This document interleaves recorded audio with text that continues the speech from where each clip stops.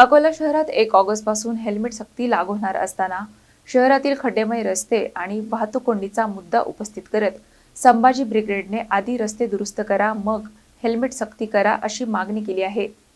अकोला शहरात 1 ऑगस्ट पासून हेल्मेट सक्तीची अंमलबजावणी होणार असताना शहरातील रस्त्यांच्या दुरावस्थेवरून संभाजी ब्रिगेडने प्रशासनावर टीका केली आहे। संघटनेच्या म्हणण्यानुसार शहरातील अनेक रस्त्यांवर मोठमोठे खड्डे पडले असून अनेक ठिकाणी रस्त्यांची चाळण झाली आहे। त्यामुळे वाहन चालविणे तर दूरच पायी चालणेही नागरिकांसाठी धोकादायक बनले आहे। त्यात वाहतूक कोंडीची समस्याही दिवसेंदिवस गंभीर होत असल्याचा दावा संघटनेने केला आहे। या पार्श्वभूमीवर रस्ते सुरक्षित आणि खड्डेमुक्त करण्याला प्राधान्य देऊन त्यानंतरच हेल्मेट सक्तीची प्रभावी अंमलबजावणी करावी अशी मागणी संभाजी ब्रिगेडने केली आहे। शहरातील मूलभूत सुविधा सुधारल्याशिवाय केवळ नियमांची सक्ती करून नागरिकांवर कारवाई करणे योग्य ठरणार नाही असा विरोधी सूर संघटनेने व्यक्त करत प्रशासनाकडे तातडीने रस्ते दुरुस्तीची मागणी केली आहे।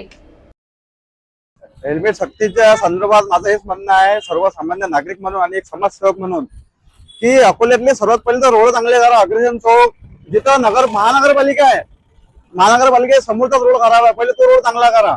सर्वसामान्य लोक पहिलेच महागाईने परेशान झालेले आहेत, त्याच्यात हे हेल्मेट सक्तीमुळे अजून हे लोकांना परेशान करायचं काम करत आहे। कारण की एवढे गड्डे झालेले आहेत अकोल्यात की लोक ब्रेक मारू मारू चालतात, तर ते वजन हेल्मेटचं वजन घेऊन का बरं फिरतील? त्याच्यासाठी पहिले रोड चांगले करा, मग हेल्मेट सक्ती करा। कारण की अकोल्यातले मिनिमम रोड सर्व खराब झालेले आहेत।